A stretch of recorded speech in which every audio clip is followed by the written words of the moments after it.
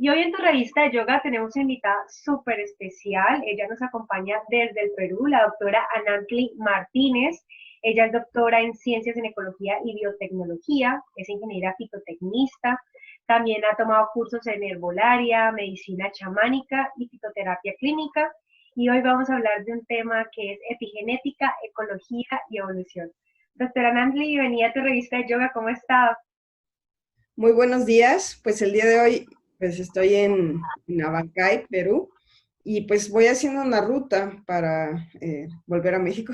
Bueno, pues pasar por varios lados, conociendo sobre la herbolaria local básicamente, también sobre reservas naturales, que ese ya es un interés especial, y pues conociendo sobre los hábitos de cada una de estas regiones del continente. Y pues el día de hoy efectivamente les quiero compartir un tema de manera gratuita porque considero que es como mi granito de arena para contribuir, para integrar esta parte que he desarrollado a lo largo del tiempo de la conciencia en salud y al mismo tiempo la parte de la genética y de la evolución, que es un interés personal también que siempre he tenido y que me gusta explicarlo de manera sencilla para que podamos aprovecharnos de estos conocimientos en nuestra vida cotidiana. Así es, doctora Nanti. Bueno, vamos a empezar explicándole a las personas cómo podemos definir epigenética, ecología y evolución. Sí, claro que sí. Entonces vamos a empezar por entender estas tres partes. Epigenética es la influencia del ambiente sobre las pequeñas expresiones de nuestro ADN. ¿Qué quiere decir esto? Que nosotros tenemos 2000 años de evolución en nuestros genes. O sea, ahí está desde un tatarabuelo que logró desarrollar una proteína que hizo que sus músculos pudieran correr más rápido para escapar del león, hasta también otra proteína que codifica para poder sentir empatía por las crías, por ejemplo.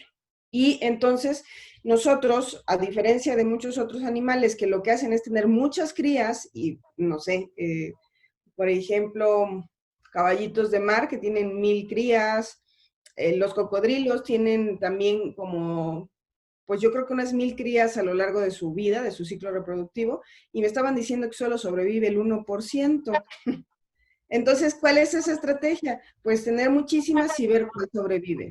Entonces, ahí por la variabilidad, alguno va a desarrollar una mezcla de proteínas que logra sobrevivir. El ser humano desarrolló algunas otras proteínas que le hicieron más bien sentir empatía por las crías y entonces desarrollar mecanismos de crianza. Incluso hay una teoría que parece que es una de las más aceptadas, que dice que las mujeres desarrollamos senos para atraer a los hombres y poder constituir la familia.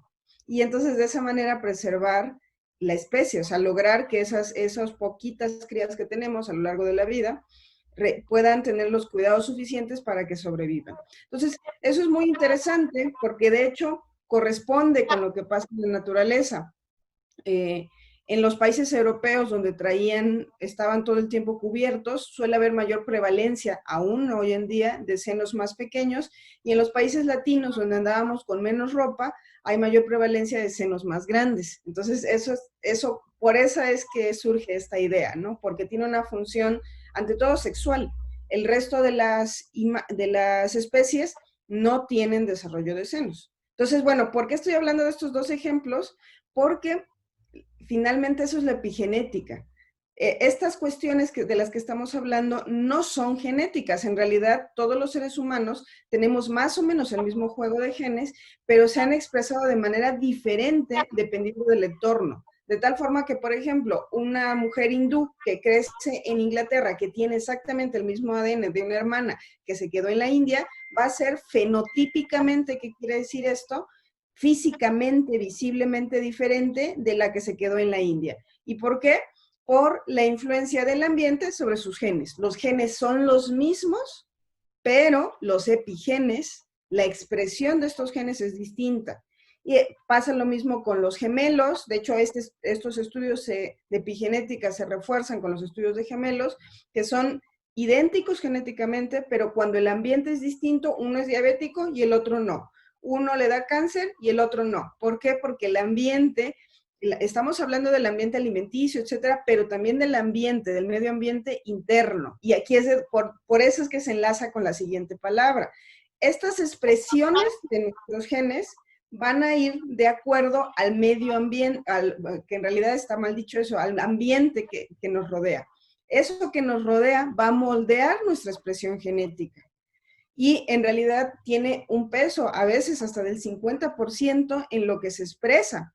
Esa es la razón, por ejemplo, por la que algunos niños adoptados logran incluso parecerse a sus padres adoptivos. ¿Cómo es eso posible? Porque el medio ambiente, como él estaba en armonía con esos padres, moldeó y encontró dentro de sus genes algo que le permitiera parecerse, porque para él esos padres sí eran un modelo a seguir. Y por el contrario, hay otros hijos que son hijos biológicos que no se llevan, pero sí para nada con sus padres. ¿Por qué? Porque el medio ambiente, él no dejó que interfiriera, no está mal eso, simple y sencillamente así ocurrió y tuvo su propia expresión genética. Y entonces al último nos brota la cuestión de la evolución, que ¿qué es la evolución? La evolución es aquel avance que tenemos en comunidad. Que esto es muy, muy importante de considerar para el resto de las preguntas que vamos a desarrollar. La evolución no ocurre, bueno, hay una evolución que se dice evolución emocional, que en realidad es un uso medio romántico de la palabra, pero evolución en el sentido biológico son esos cambios que tenemos a través de las generaciones y que son perdurables y que permiten o no adaptarnos al ambiente, justamente. Entonces, esa evolución es algo que nosotros vamos preservando y que nos vamos experimentando como especie para movernos hacia un lado o movernos hacia el otro, que nos va a permitir tener mayores posibilidades de sobrevivencia como especie o vamos a desaparecer del mapa. Esas son las tres palabras. Doctora Nantli, ¿hay diferentes tipos de evolución? Podemos decir, o sea, me imagino que debe haber diferentes casos para uno poder entenderlo mejor. Sí, claro, la evolución es una palabra pues que se usa en muchos ámbitos, o sea, evolución del pensamiento incluso, o sea, es un cambio que finalmente se hace donde estamos en un estado y terminamos en otro. Esa es la evolución, es un proceso finalmente que ocurre en un rango de tiempo determinado. Pero evolución en el concepto biológico, que es como más nos interesa, es un proceso universal que consiste en el cambio gradual de los seres vivos y del resto de los objetos del mundo natural. Afecta generalmente a animales y a plantas, pero también a las piedras, planetas, estrellas y todo cuanto existe en la naturaleza. ¿Por qué? Porque todo cambia. Cuando nosotros ponemos una escala de tiempo, nada, ni siquiera una piedra, es igual. Con el tiempo se intemperiza, que quiere decir que el medio ambiente, el ambiente influye sobre ella y se empieza a fragmentar en pequeños pedacitos y entonces se separan los minerales y entonces lo absorbe una planta y todo ese proceso que ocurrió millones de años es la evolución, en este caso del mundo mineral, que su evolución va a ser hacia el mundo vegetal, cuando empieza a formar parte de procesos biológicos. No, y es muy cierto cuando uno muchas veces dice, no soy la misma persona que el año anterior, y es porque, claro, a medida que va pasando el tiempo, como dices tú, el ambiente, las personas que nos rodean nos ayudan también a hacer pequeños cambios y en ese momento también a evolucionar. Siempre uno Así debe es. evolucionar. Así es, esa es una evolución, por ejemplo, que nosotros percibimos interna, y es un reflejo de los grandes cambios que se generan en el macro, o sea, a nivel de especie, a nivel de raza, ocurren muchos más cambios. Esto que estás diciendo interno sería más una evolución de tu microbiota que hay adentro, que es la que finalmente, hay un concepto por ahí, no está probado, es una teoría como la misma de la evolución, es una teoría, no se puede comprobar porque no podemos regresar el tiempo millones de años antes, pero hay una teoría que dice que en realidad lo que nos hace individuos es una comunidad de organismos en constante evolución. O sea, que eso ustedes lo pueden leer en un libro muy bueno que se llama El gen egoísta, de un autor que se llama Richard, que es de Estados Unidos, que es un genetista finalmente, un biólogo evolutivo, que escribe para público en general. No es tan fácil, pero no es imposible entenderle. Entonces, lo que él dice es que finalmente hay una tendencia a creer que los genes están tratando de preservarse y que finalmente todo lo que somos, toda tu maquinaria, no es más que el resultado de genes tratando de hacer una máquina de supervivencia. O sea que tu humanidad es una manera de que esos genes, esos pequeños fragmentos de información de cada una de tus células y de tu microbiota intestinal, del cerebro, de las células, están tratando de sobrevivir y para sobrevivir se les ocurrió hacer algo que llamamos nuestra humanidad y de esa manera tener mayores posibilidades de sobrevivencia. Entonces, es una idea interesante. Hay gente que esa idea la deprime porque entonces nos quita el romanticismo de la vida, ¿no? Pero a mí en sí me parece maravillosa la vida per se. No necesita tener una explicación deidista, sino en realidad, para mí, eso debería ser suficiente para tratar de preservar esa maquinaria de evolución finalmente. Doctora Nancy, ¿hay algo en particular que ahorita que estabas explicando acerca de la epigenética, que decías acerca de los gemelos? Son los mismos genes, pero si crecen en distintos ambientes o en este caso, digamos, alimenticios, pues una persona, digamos, un gemelo puede tener alguna enfermedad y el otro estar ¿No? completamente sano. Entonces, ¿cuál es el impacto, digamos, que tiene la epigenética en las personas? Porque muchas personas no entienden esto o muchas personas, por ejemplo, yo les pregunté a muchos amigos si sabían acerca de la epigenética y no tenían ni idea. Entonces, ¿qué impacto podría tener esta palabra en las personas? Pues muchísima, porque efectivamente, como mencionas, hay muchísimas personas que ni siquiera saben que existe la epigenética, que ni siquiera, a pesar de que es una ciencia que ya tiene, bueno, un área de la biología molecular que ya tiene más de 30 años de existencia, empieza a surgir con el desarrollo de los microscopios moleculares, empieza a surgir con el desarrollo de la biología molecular y entonces empezamos a poder ver no los vemos como tal los genes, pero sí vemos sus efectos e inferimos cómo están configurados y además se replican en diferentes experimentos y de ahí concluimos que los genes se mueven en determinadas direcciones. Entonces, a pesar de que tiene mucho tiempo de existir esto, es muy poca la transmisión de ciencia que se ha hecho. De hecho, esa es una de las ideas que yo siempre he tenido, que la mayor parte de los problemas de la humanidad, no digo que todos, por ejemplo, el COVID no, por ejemplo, el cáncer no se ha resuelto, el VIH no, etcétera. No todos los problemas de la humanidad se han resuelto, pero lo cierto es que la mayor parte, por lo menos lo que rodea a estas enfermedades, ya está resuelto y descrito. El problema es que no todo el mundo lo sabe. Entonces, ¿de qué me sirve que haya respuestas si no tengo acceso a ellas?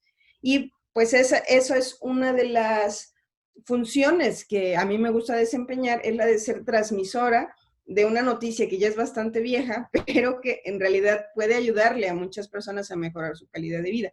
Y ese es el caso de la epigenética. Para mí he visto, o sea, de manera teórica lo entiendo con todo lo que les he estado explicando, por ejemplo, de los gemelos, lo he visto en laboratorio, he visto los microsatélites moverse de un lado a otro, que ahorita les voy a explicar qué es eso, pero a nivel de la práctica, de la praxis, me dedico a dar consultas de herbolaria integrativa y he visto cómo estos modelos se replican invariablemente una y otra vez. ¿En qué dirección? Eso sí es individual. O sea, cada persona tiene una carga epigenética distinta, pero en general todos necesitamos de un medio, de un ambiente adecuado para que estos genes se expresen bien, tengan la mayor capacidad de tener calidad de vida, por así decirlo. Entonces, hay muchas personas que desconocen esto y todavía en nuestro cerebro supuestamente tan evolucionado, hay gente que no entiende que, por ejemplo, las drogas no son para todos. Hay gente, me ha llegado muchísimos jóvenes que prueban de todo y dicen, es que a mis amigos no les hizo daño. Le digo, pues sí, porque ellos tienen una carga epigenética distinta.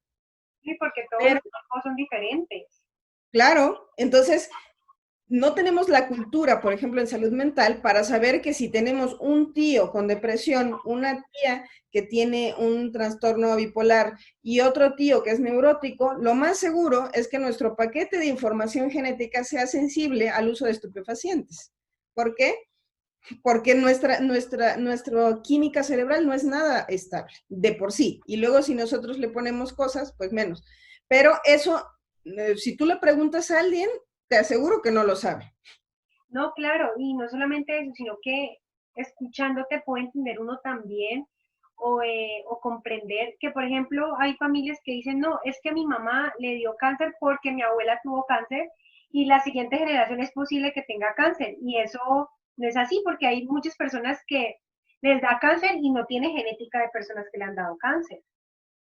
Es que hay dos factores. Una, es cierto que si tus antecedentes familiares son de cáncer, entonces no quiere decir que tú estás condenado a que te dé cáncer y te sientas a ver qué pasa, ¿no? No, es que tienes que buscar toda la información de todos los factores ambientales que desencadenan el cáncer para evitarlo. Si tienes antecedentes familiares de diabetes, muchísima gente yo la veo súper cómoda, instalada en que es diabético y cada vez tiene hijos a edad más temprana diabéticos, porque toda su familia viene de diabéticos o vienen de gordos, que es lo que dicen. No es así. Lo que pasa es que esa gente tendría que ser crudivegana prácticamente, comiendo solamente un 10 o un 20% de comida cocida, y así nunca se desencadenaría ni la diabetes, ni el cáncer, ni muchas otras cosas. Ay, no, pero es que eso me separaría socialmente del resto. Y entonces la pregunta ahí viene evolutiva. ¿Quieres que tu paquete de genes siga sobreviviendo para las siguientes generaciones o quieres que a la tercera o cuarta generación se pierda? Esa respuesta la puede responder cada quien. ¿Por qué? Porque siguiendo esa historia, si cada vez nos da cáncer o diabetes mucho más jóvenes a nuestro árbol familiar, quiere decir que la evolución, ¿qué crees que va a hacer con ese paquete de genes? Claro. El siguiente, así de sencillo. Entonces, eso es lo que descorazona a mucha gente finalmente de todos los estudios de epigenética, de genética, porque la vida es simple. ¿No lo quieres entender? Ve al psicólogo para que lo entiendas.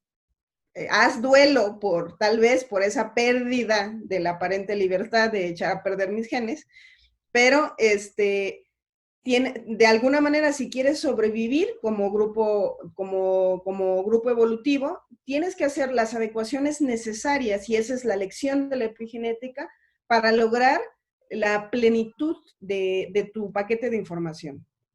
Entonces, bueno, pues eso es algo que mucha gente no sabe, efectivamente. Claro, no sabe y no entiende y no alcanza a comprender también que el medio ambiente también es una parte fundamental para nuestra salud y bienestar.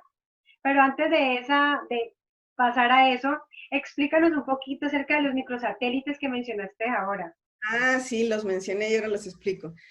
Cuando nosotros estábamos en la escuela y aprendimos sobre biología molecular, lo que estuvimos viendo es que hay muchas partes del ADN de esos 2000 años de evolución que aparentemente no sabemos para qué sirven.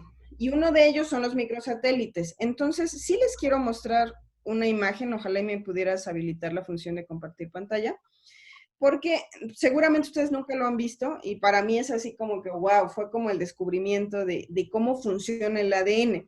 Antes se creía que incluso el apareamiento del ADN de nuestro papá y nuestra mamá era aleatorio. Actualmente se sabe que eso no es cierto, no existe el azar. O sí, pero en un 2%, el 98% no es azar. Entonces, lo que hace que el ADN se mueva en una dirección o en otra es un conjunto de colitas, yo los defino como si fueran las colitas de un perro. ¿Para qué sirve la cola de un perro?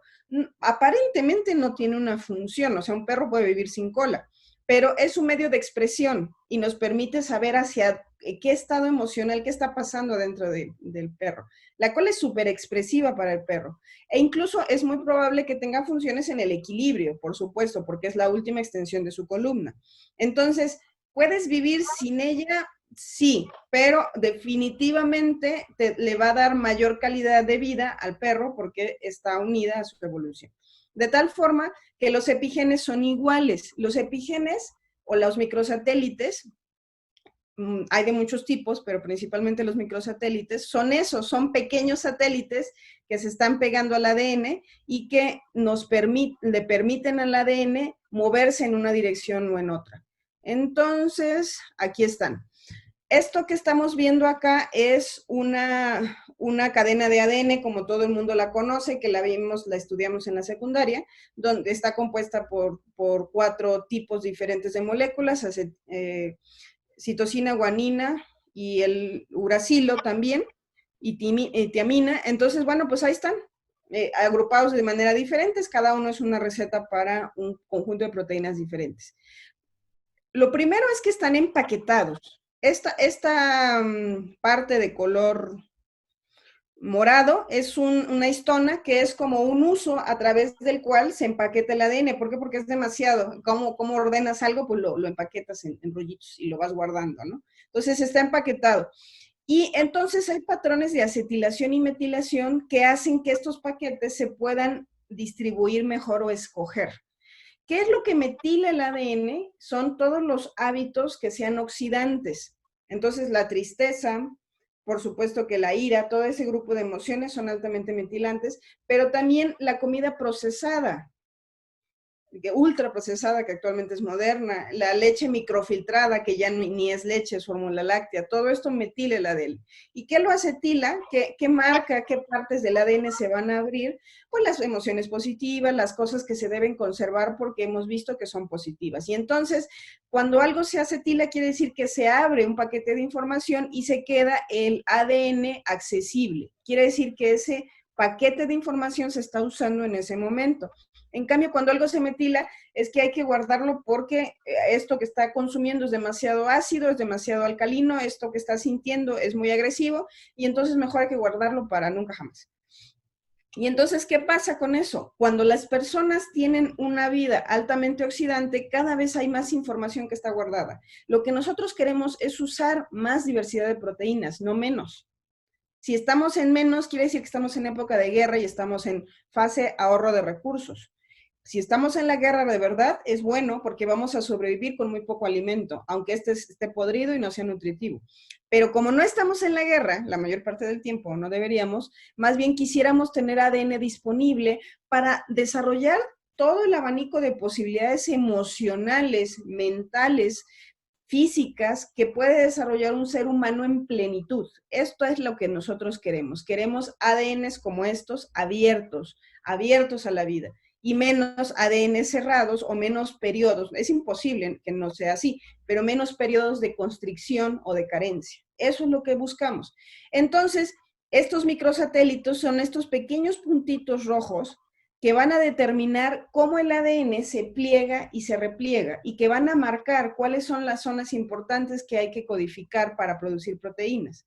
Entonces, estos microsatélites se estudian e incluso tienen familias igual que el ADN. Actualmente se sabe que es igual de importante su información epigenética y sus microsatélites o sus microsatélites que el mismo ADN. O sea, de nada sirve que tus padres te hayan regalado un ADN maravilloso si no te regalaron y tú no aprendiste la manera correcta de tener los microsatélites que sean más amplios para que puedas usar ese ADN. Es como regalarte un coche y no enseñarte a manejar. ¿Y cómo crees que se transmite estos microsatélites? Principalmente se transmiten a través de la educación.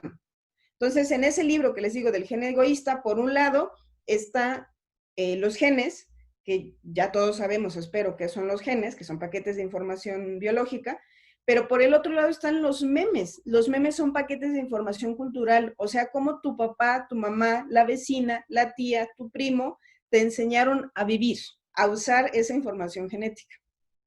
Es difícil, ¿no, doctora Nantli, uno llegar a tener este paquete abierto, como lo mencionas tú, para poder entender cómo tenemos que manejar, digamos, esta situación, porque como dices tú, no nos educaron. Si desde pequeños nos educaran a saber cómo tener una buena alimentación, cómo aprender a disfrutar del medio ambiente, yo creo que nuestra vida sería muchísimo más chévere, más manejable, diría yo.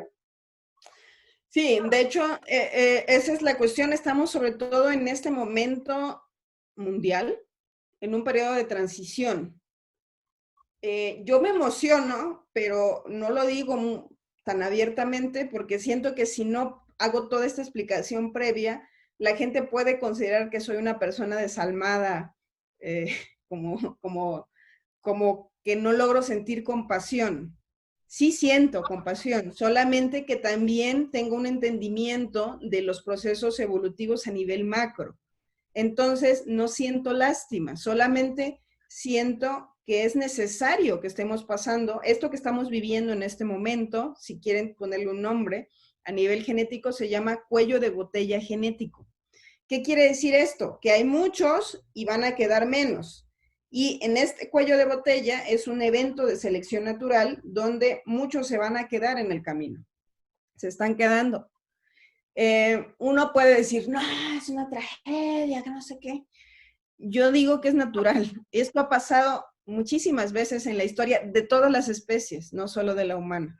Entonces, de repente hay un cambio ambiental que hace que las condiciones de vida se sean cuestionadas, que como te dijo tu mamá y tu papá que era la vida, ahorita está cambiando. Y si tu papá también te dijo, pero a veces puede pasar esto y entonces tienes que hacer esto, entonces te dio una herramienta extra que tenías que tener ahí guardada por si iba a pasar esto. Te dio flexibilidad cerebral.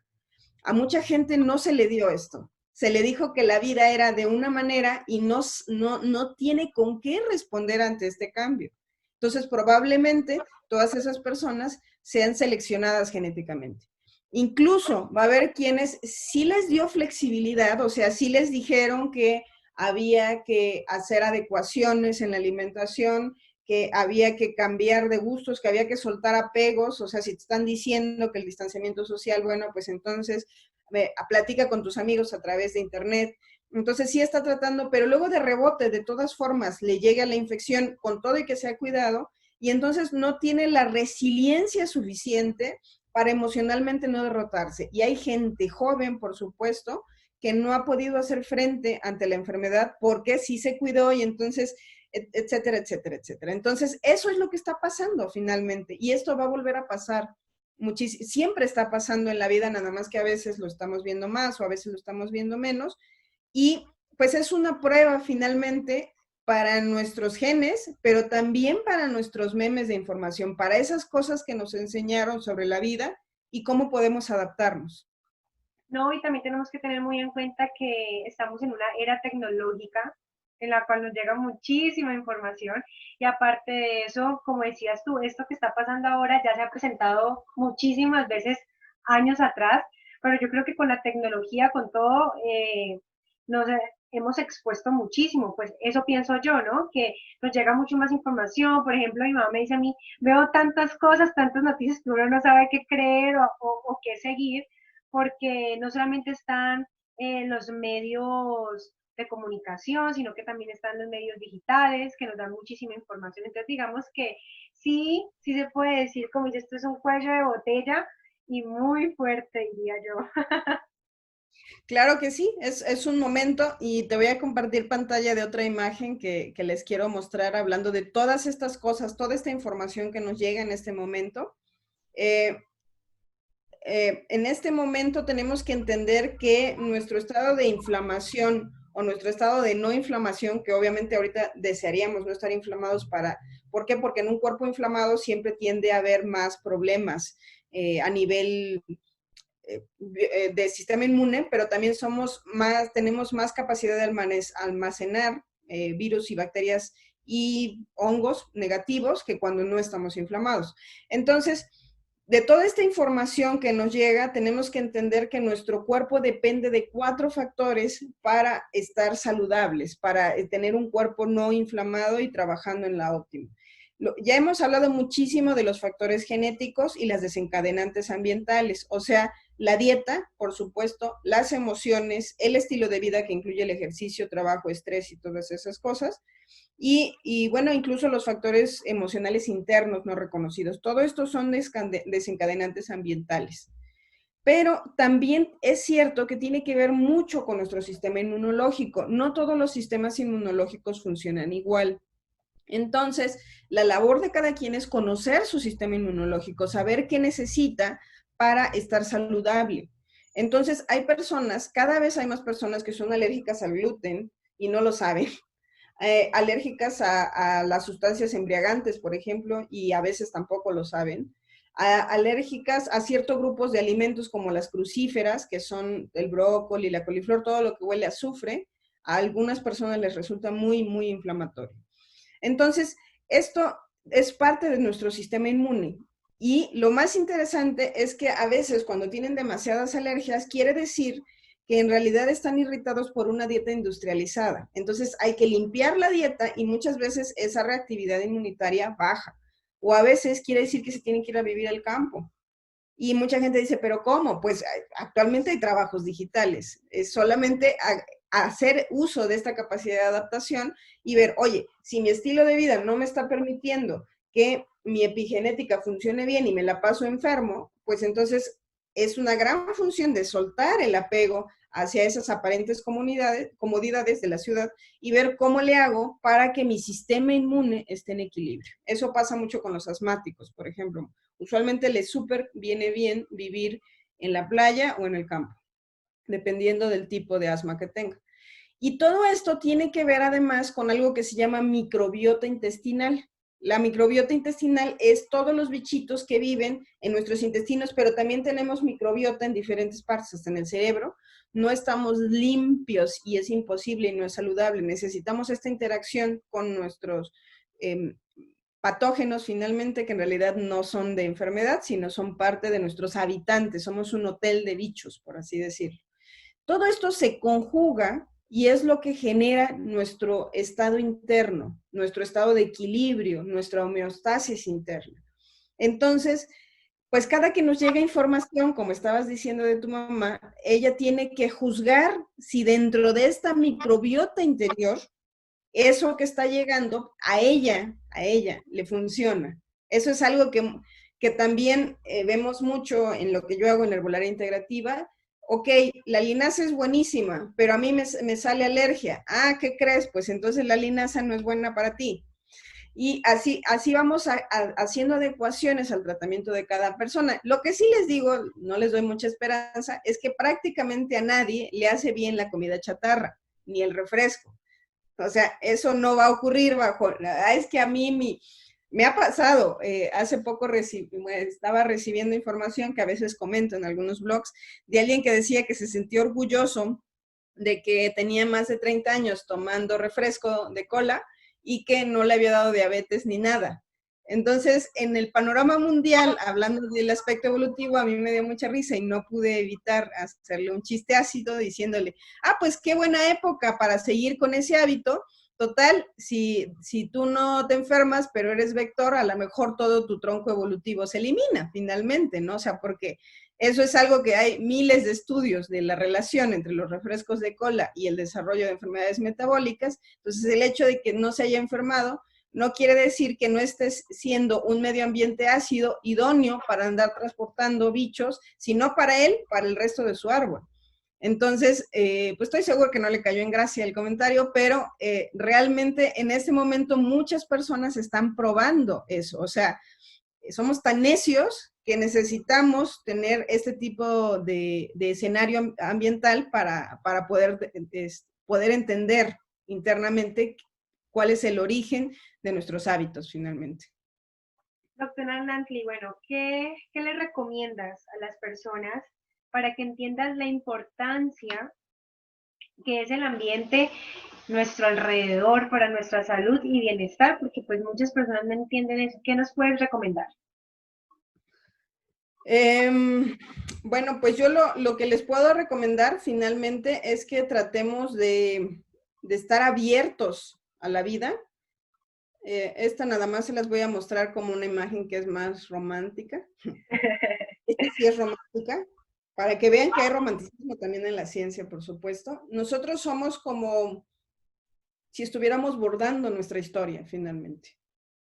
Entonces, bueno, pues todo lo que hacemos a nivel, todo lo que recibimos de fuera y lo que viene de adentro, esas emociones que nosotros tenemos la obligación de procesar o la oportunidad más bien de procesar, para que las siguientes generaciones les cueste menos trabajo, son las manos de la vida que están actuando a través de nuestro cerebro para poder hacer esta obra artística.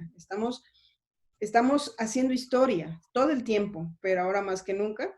Y finalmente, todas nuestras decisiones que tomemos están teniendo una influencia directa sobre la expresión de nuestro ADN y además hacia atrás, hacia nuestros hijos, tenemos ojitos que están viendo esto, que nos están viendo, que están viendo, están aprendiendo de nosotros. No sé si han visto, por ejemplo, piensen en esto, siempre que ustedes hacen algo, cuando están en presencia de un niño chiquito, el niño chiquito siempre se les va a quedar viendo y luego empieza a imitarlo.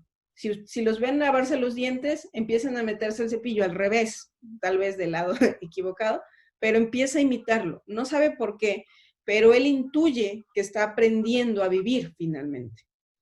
Entonces, pues eso, a las personas que son más o menos responsables, luego les cae como un peso porque dices que no sé si estoy transmitiendo bien, no sé si no me había cuestionado yo antes si los hábitos que tengo son saludables hasta que veo a mi hijo gritar y hacer una rabieta como yo hago. Y entonces digo, caray, ¿no? No se ve nada bien desde afuera. Entonces, bueno, pues eso es lo que les puedo recomendar.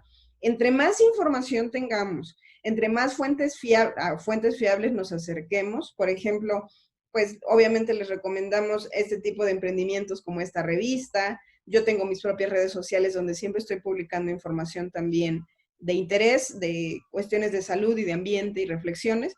¿Por qué? Porque estamos buscando ser transmisores de esta nueva información para que empecemos a cuestionar nuestros sistemas de creencias y no hay un sistema de creencias ahorita vigente, todos están cambiando.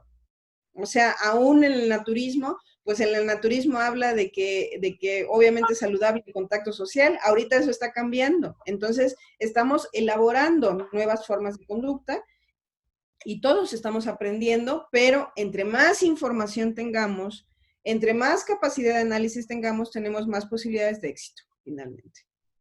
Doctora Nancy, muchísimas gracias. Qué bueno escucharla. Gracias por enseñarnos acerca de estos temas que muchas veces no tenemos muy en cuenta, pero que vienen de nosotros desde que nacimos, incluso antes. O sea que Sí. muchísimas gracias. Y bueno, ya por último, el mensajito que siempre le digo a todos los que entrevisto, ese mensajito que le quiero regalar a todas las personas que van a ver este video. Bueno, pues yo les regalo el mensaje de la esperanza que actúa o la fe que obra, se dice por ahí, o la fe activa. No es pedirle a Dios, a la vida, a la evolución, a lo que ustedes crean. Por supuesto, abrirse a esa posibilidad, pero hacer algo para que ocurra. Entonces, el hacer algo es informarse y de ahí soltar finalmente ante estos tiempos y dejar que pues todo el movimiento por sí mismo energético que está ocurriendo se asiente en nosotros, pero en un cerebro informado que va a tener menos tendencia a angustiarse por cosas innecesarias. Doctora Nancy, muchísimas gracias por su tiempo. Gracias a ustedes y nos vemos. Bueno, y a todas las personas, aquí les dejo esta entrevista con la doctora Nancy y síganos en www.turevistadeyoga.com. Nos vemos. Hasta luego.